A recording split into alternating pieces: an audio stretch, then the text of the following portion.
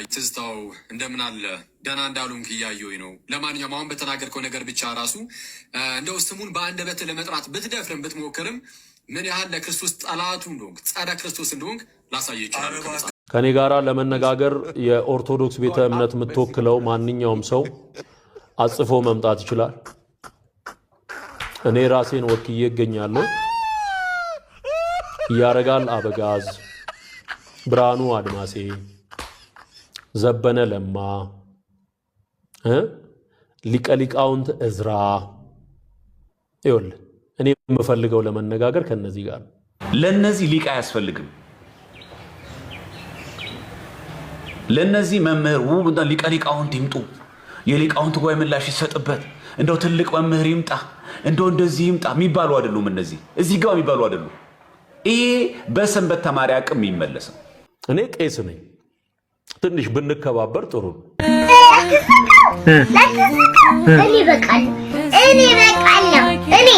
እኔ በቃለሁ። ወንጌል እኮ በትህትና ነው የሚሰበከው።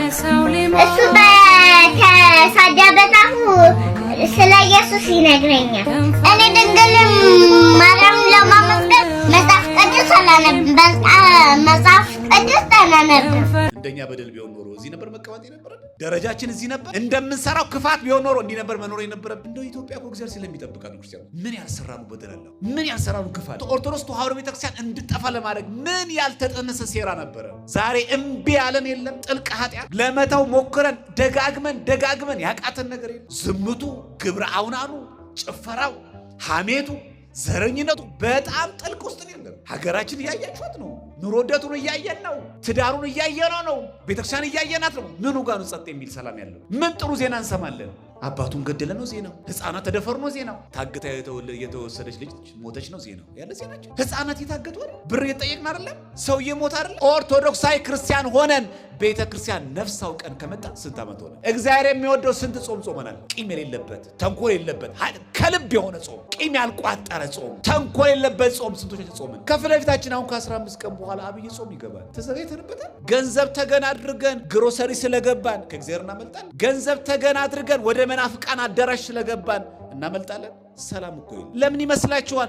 ከቤተ ክርስቲያን የወጡ ሰዎች በተለያየ ችግር ምክንያት በተለያየ በራሳቸው ምክንያት ከወጡ በኋላ የሚያንገበግባቸው ለምን ይመስላችኋል? ኮለላ ልብ እረፍት የለማ ጥንብር ብሎ ሰክረው ዲያቆን እኮ ነበርኩኝ ይላል። ግሮሰሪ እኮ ነው የሚሉት። መሽታ ቤት እኮ እንደዚህ መሰከሩ። ሳት ብሎታል እኮ ሞቅ ብሎታል እኮ ያለ ቦታው ቄስ እኮ ነበርኩኝ። እነዛ ሰዎች አንተን ይሰብካሉ። ለስሙ የሰንበት ተማሪ ነህ፣ ለስሙ ዘማሪ ነበርሽ፣ ለስሙ ቀዳሽ ነበር፣ ለስሙ ሰባኪ ነበር። አንተ ግን ዝቅ ሲያደርግህ ወደ ጫተራ እንዳት፣ ዝቅ ሲያደርግሽ ክር እንዳትበጥሽ፣ ወደ መጠጡ እንዳትገባ። የሆነች ቀን ጨጓራችን እንዲህ ስታምሰን የታለ እግዚአብሔር? ሆስፒታል እኮ ብንሄድ ሁላችን ውሏችን እኮ እዛ ቢሆን ንስሐ እንገባ ነበር።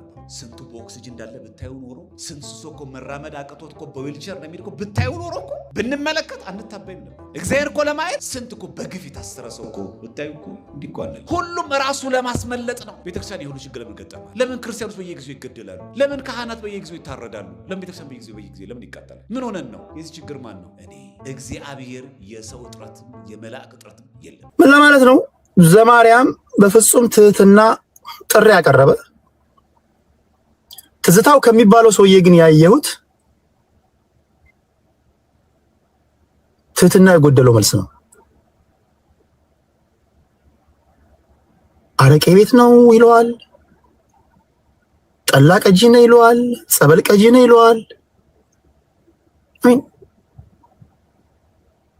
አልፈለግም በቃ ዲቤቱን ያደረከውን ዲቤት ሰምቻለሁ። እግዚአብሔር ይባርክ ወንድሜ፣ ጸልይላለሁ። እኔ ግን ዲቤት አልቀመጥም። አለቀኩ።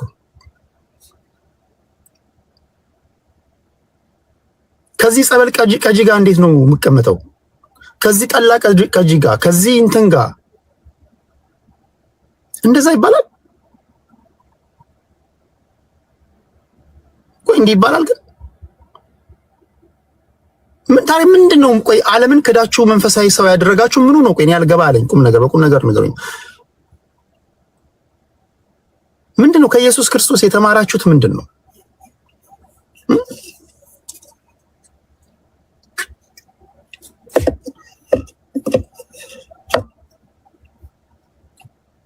ሁሉንም ማለት አይደለም። ሁሉንም ማለት እኔ ትህትናቸው በጣም የሚማርከኝ እግዚአብሔር ሰዎች አሉ። ትህትናቸው በጣም የሚደንቀኝ እግዚአብሔር ሰዎች አሉ። እኔ ነገ ከነገ ወዲያ ላወያይ ስመጣ መጀመሪያ ቀና ብዬ ነው ማይ። መንፈሳዊ ሰው ነኝ ስትል መጀመሪያ ንግግርህን ነው ማየው፣ ድርጊትህን ነው ማየው፣ ቃላት አጣጣልህን ነው ማየው። አንዳንዱ ትዕቢት የወጠረው ነው። ትዕቢት በዓለም ላለ ሰው ነው። ብልግና በዓለም ላለ ሰው ነው። ምንም ለቃላት ምርጫ አለመጨነቅ በዓለም ላለ ሰው ነው። አሁን ግን እየሆነ ያለው ሪሌቲቭሊ በዓለም ያሉ ሰዎች አረ እንዲህ አይባልም፣ አሁን ይሄው እኛ እንዲህ አይባልም እያለ ነው። አረ እንዲህ አይባልም፣ አረ ይሄ ንግግር እግዚአብሔር ደስ አያሰኝም እኮ እያሉ ያሉት እኮ በዓለም ያሉ ሰዎች ናቸው እኮ። አይ እንዲህ ባይል ኖሮ እንዲህ ይባላል እንዴ? እግዚአብሔር ሰው ነህ። ጭራሽ በቃ ሃይማኖት የሌላቸው ሰዎች በዓለም ያሉ ሰዎች እኮ ነው እየመከሯቸው ያሉት። ምን ሆናችሁ ነው? እኔ ጥያቄ ነው። ሰው የመጀመሪያ ነገር ትህትና ነው። ስለዚህ ለዘማርያም የተመለሰለት ምላሽ ያሳዝናል፣ ያሳዝናል። እኔ በዘማርያም ጥሪ ውስጥ አንድም ስድብ አላየሁም። አይታችኋል? ስድብ አንተ ባለፈው ህይወት 5 ሴቶች ታገላብጥ የነበርከው ሰውዬ ለድቤት ፈልጋለሁ ብሏል። እንደዛ ብሏል። አንተ አንዷን ሸኝተህ ሌላዋን ይዘህ የምትመጣ ሰውዬ ለድቤት ፈልጋለሁ ወንድ ከሆንክ ከኔ ጋር ነው። እንደዛ ነው ያለው። የሰራዊት አምላክ እግዚአብሔር ሴት ልጆችን ልቀቅ ይላል የሚለው ጥቅስ የተጠቀሰልህ ሰውዬ ከኔ ጋር ድቤት ትቀመጣለህ ፈልጋለሁ እንደዛ ብሏል አላለም? እንደዛ ቢል ኦኬ። አቦቱቱ ነው በእናታችሁ ወይ አንዳንድ ጊዜ እኔ መንፈሳዊ ሰዎች ራሳቸውን መንገድ ላይ ያገኙኝና በተለይ በፊት በነበረ ዲስከሽን ሲከራከሩ አንዳንዴ አያቸዋለሁና እኔ ኤክስፔክት ማድረገው ነገር አለ። መንፈሳዊ ሰው ነኝ ካልክ ማይ ፍሬንድ መንፈሳዊ ሰው ነኝ። እኔ አሁን ሁሉን ዓለምን ትቼ መንፈሳዊ ሰው ከሆንኩኝ ውሻው ወደ ትፋቷ እንደማትመለስ ኔቨር ወደ እንትን ሶን አታዩኝ ወይ ሲሪየስ ይሆንኩኝ ቀጥታ የእግዚአብሔር ነገር ማታመቻመችበት ነገር ነው። አንዳንዶቻችሁ እኔ እንጃ እኔ ደግሞ በጣም ትዕቢተኛ የበዛው መንፈሳዊ ሰዎች ማለት ነው። ትዕቢተኛ ባለጌ ጋጠወጥ ምናምን እዚህ እግዚአብሔር አይከብርም። ኧረ ይሄ እኮ የመጀመሪያ ቤዚክ እኮ ነው። ይሄን አልፈህ ነው እኮ ስለ ሌላ ነገር የምታወራው። ይሄን እኮ ማለፍ አለ። በመጀመሪያ እኮ በቃ መጀመሪያ ቤዚክ ነው። ይሄ ሃይማኖተኛ ሰው ነው ትሁቱን ቃሉ ቢገባም ባይገባም ሰዎች ቢሰድቡም በስድብ አትመልስ። እሱ ለዓለም ዘላሉ ሰዎች ነው። ሃይማኖቴ ምናምን ተነካች እንዲሆነች ምናምን አትሰዳደብ፣ ነውር ነው። በማህበር መንግስተ ሰማያት አትገባም፣ በቡድን አትገባም። ልክ ነኝ? በቡድን አትገባም። እኔ እንግዲህ ዛሬ ንገራቸው ተብዬ ነው። አትገባም፣ በቡድን አትገባም። ሃይማኖቴ ተነካች ብለን እጅ ላይ ተያይዘ ብትጨፍር ብታበድ ነው አትገባም። እያንዳንድ ስራ ይታያል። አሁን ለምሳሌ እዚህ ጋር ማን ነው ስም ሰማዕቱ ፋኖ ከእናትህ ማፀን ከወጣበት ጊዜ ጀምሮ እስከ ሞትክበት ጊዜ ድረስ የሰራው ነገር ይታያል። ግራ ቀኝ ይታያል። ሰማዕቱ ፋኖ ኦኬ፣ መንግስተ ሰማያት እናስገባው ወይስ ወደ ሲኦል እናስገባው? እንደዛ ነው። ሄለን መጣች ላስገባት።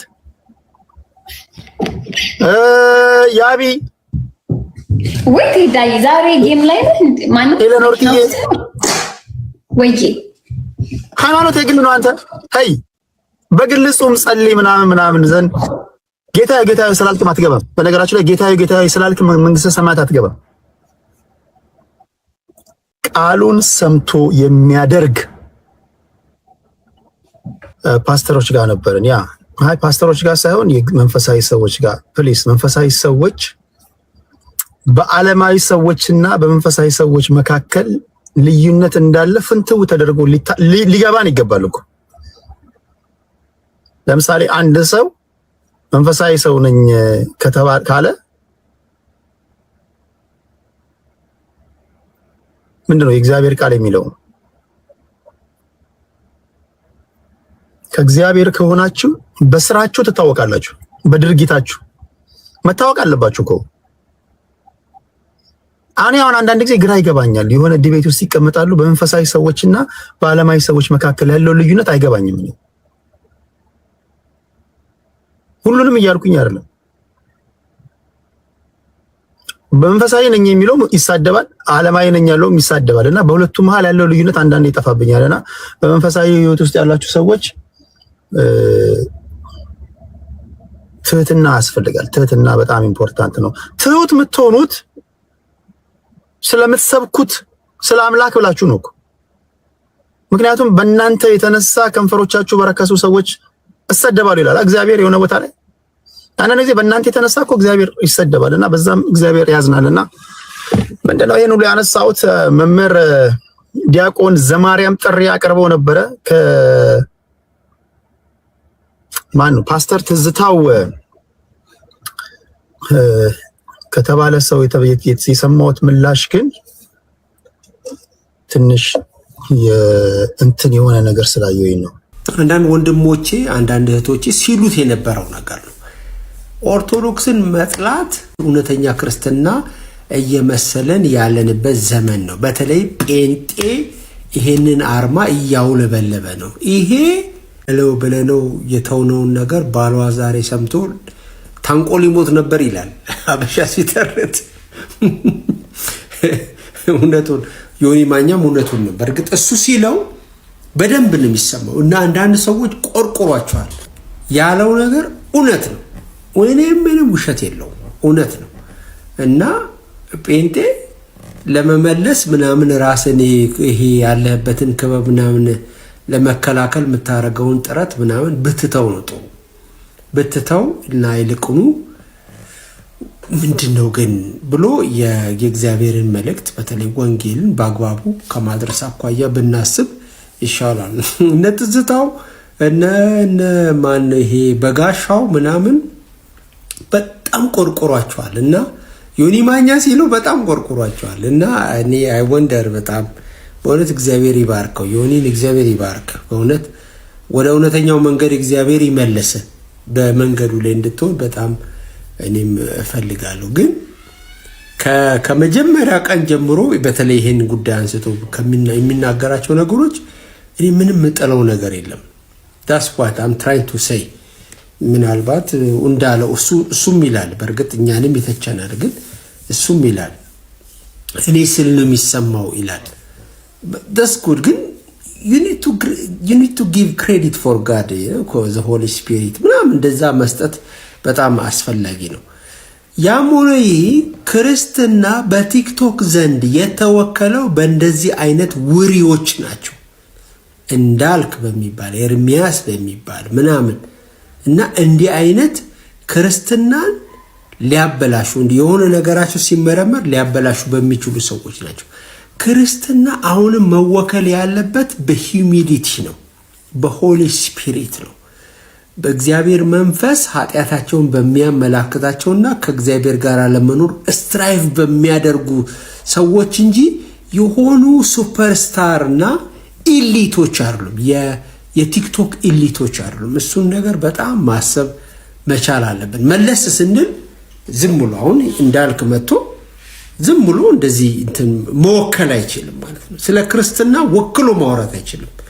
whatever the numbers is ማለት ብዙ ቁጥሩ ምናምን ያወዛግባል። ብቻ ኢትዮጵያ ውስጥ ያሉን የወንጌላውያን ምናምን ማለት አይችልም፣ እንደዛ ማለት አይችልም። he has to learn። አስተማሪውም አይችልም፣ እንኳን እሱ ይቀርና አስተማሪውም አይችልም። እና እኔ የዮኒ ማኛን እንደ ጥሩ ግብአት ብታዩት ጥሩ ነው ከሚሉት ወገን ነኝ። እንደ ጥሩ ግብአት አሁን ላይቭን እየተከታተልኩ ነውና እሱ መረጃ ነው የሚለው እና ብዙ ነገር እያወጣ ነው።